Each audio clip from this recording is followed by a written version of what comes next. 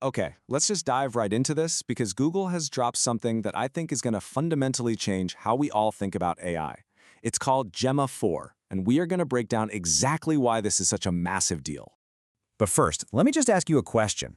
What if you could have an AI as powerful as ChatGPT, but it was 100% free, no limits, completely private, and it ran entirely on your laptop, or maybe even your phone, without ever touching the internet?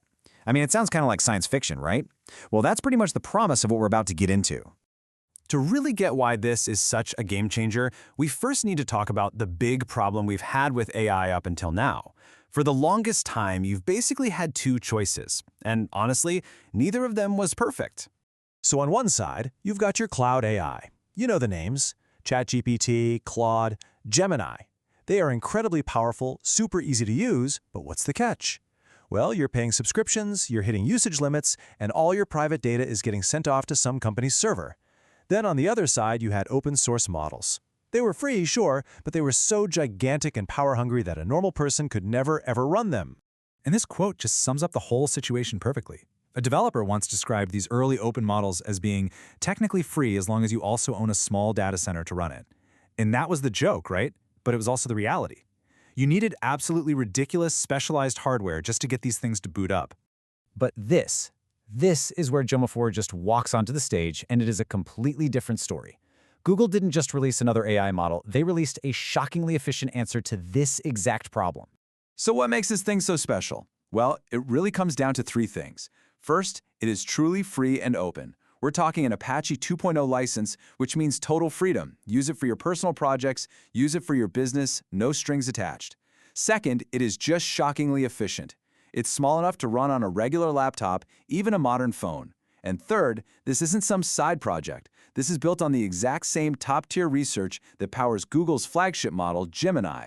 And it's not a one-size-fits-all deal either. Gemma 4 comes in 4 main flavors. Each one's scaled for different devices. You've got the smaller models, like the 2 billion parameter one, that's perfect for your phone. Then there's this 26 billion parameter version that really hits the sweet spot for a desktop computer. It's powerful, but it's totally manageable.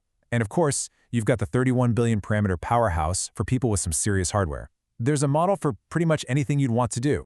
So, all of this leads to the million-dollar question. How on earth did Google pull this off? How can an AI model be this small and still compete with models that are dozens of times larger? I mean, on paper, it really shouldn't be possible. Well, the secret sauce, the magic trick, is a technique called per-layer embeddings. And here's the clever part. Instead of just trying to make the AI dumber to shrink it, Google attacked the real bottleneck, which is memory. This whole technique is a genius way to slash that memory usage. Okay, here's an easy way to think about it. Imagine a normal AI gets handed this giant, heavy backpack full of information at the very beginning, and it has to lug that heavy backpack through every single step of its thinking process. Gemma is totally different. It's like, for each step, it gets its own tiny, custom-made cheat sheet with only the info it needs right when it needs it. The result? A massive, massive reduction in how much memory it has to carry around. And the difference this makes is just staggering. To run another big open source model, you might have to download over 600 gigabytes of files. 600? The desktop version of Gemma 4, it's around 20 gigs. That insane difference is what takes this tech from being a data center curiosity to something that anyone can actually use. Okay, so we get it. It's small, it's efficient, it's free. But what can you actually do with it? This is where the theory gets real. And honestly, the possibilities are just incredible. For starters, it can write code for you, completely offline.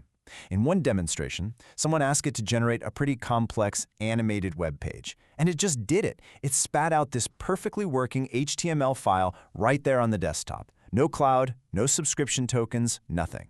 That's real creative work happening on your machine for free. It can also see. You can literally show it a photo that has text in it and ask it to pull that text out. And it does it, almost instantly and with really high accuracy. You don't need a separate app for that. You're not uploading a private document to some random server. It just works, right there on your device. But this is the demo that really drives the point home for me. Imagine you're on a flight. Your laptop's away, your phone is in airplane mode, no Wi-Fi, no cellular. You can ask Gemma to draft a professional, detailed email to your boss, and it just does it. A powerful AI assistant working for you with zero connection to the outside world. That feels like a superpower. So, who is this actually for? Well, if you're a developer who wants total control, or a creator who needs a tireless assistant, or maybe you're just someone who really cares about privacy, or you're just sick and tired of paying for yet another monthly subscription, then yeah, this is for you.